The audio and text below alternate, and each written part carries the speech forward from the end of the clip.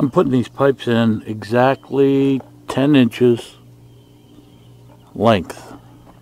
So 10 inches. I'm just going to put a marker so that it's easy for me to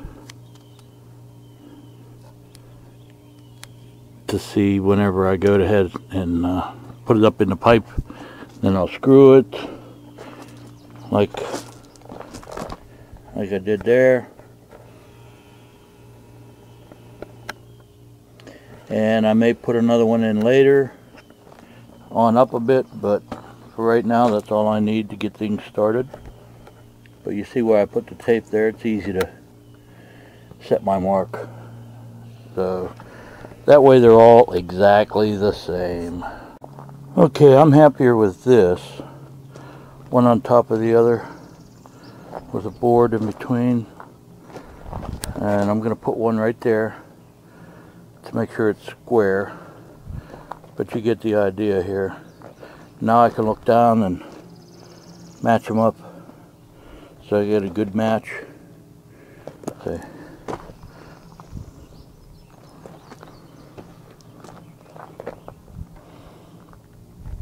That ought to help.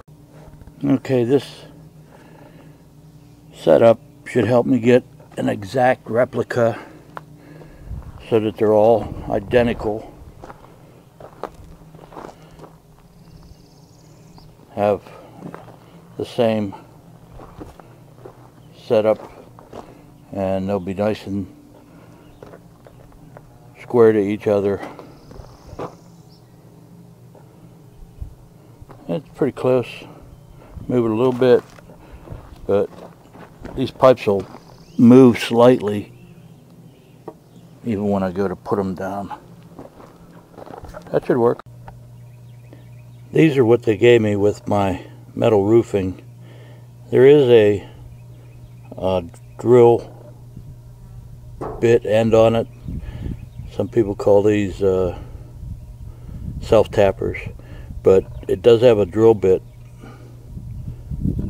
on it. But they're not real good at going. I think these ones are made for going through the sheet metal and then into wood.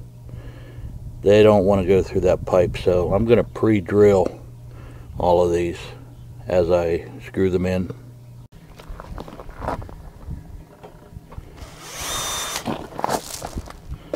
Let's get set up.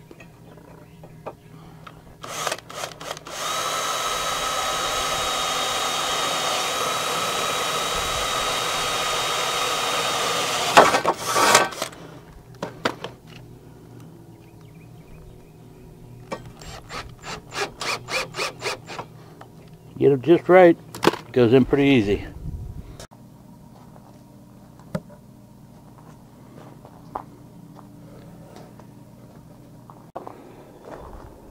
Starting to get done.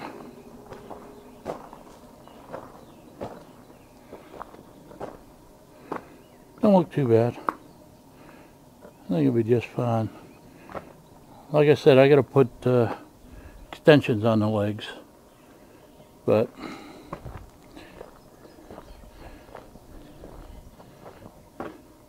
as long as they look straight, I think we'll be in good shape.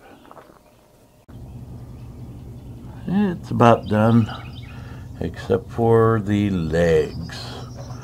Doesn't look too bad. My pipe bends look alright, except for a couple of the first ones. They got a little kink, but the rest of them look pretty good.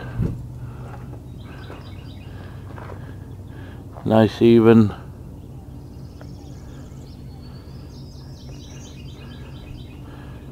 Nice and straight. Everything looks pretty good. I did a little pop riveting in the top just to make sure it stays sealed good, because of the way I decided to make that. Run one sheet up, put the other one underneath of it, run it down. Comes out 3 foot, 3 foot. The sides, being the way that they are, help hold this square and stiff. And it's actually pretty amazing what these three actually do to support the rest of the awning. So here you can see the rivets at the top, helping just to keep that sealed up good. I cut some pipe that just fits inside there for my legs, so I'll have the height that I need. So I'm ready to go. That blue stuff has a little bit of grease in there just to keep from rusting. First attempt at lifting it, little too sketchy.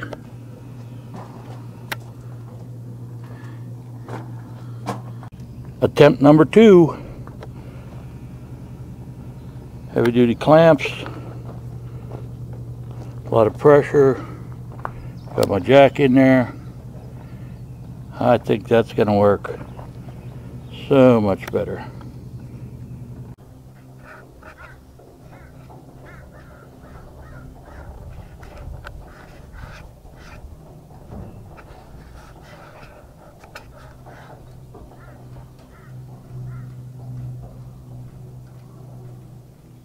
Okay. Stop.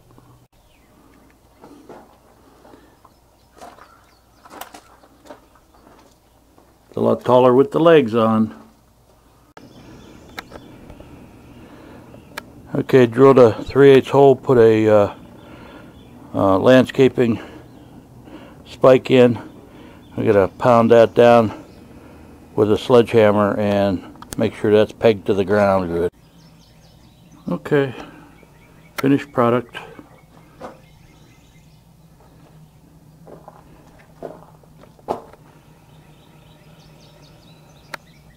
See how I run the connection right there? Just a bolt in the top and the bottom, so I can't pull apart. Then I spiked it in the bottom on every leg. Doesn't look too bad, huh? Some of store-bought.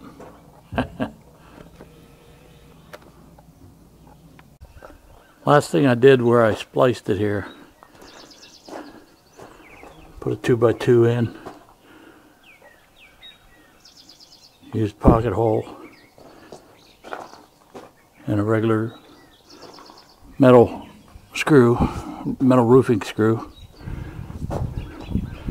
and straighten out that side a little bit.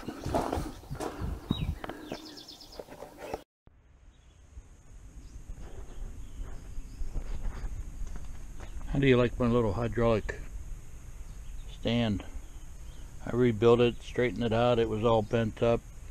Had to put a new piston seal in it, clean it all up. Works great for something like this where I needed a height so that I could bend that pipe. Worked pretty good.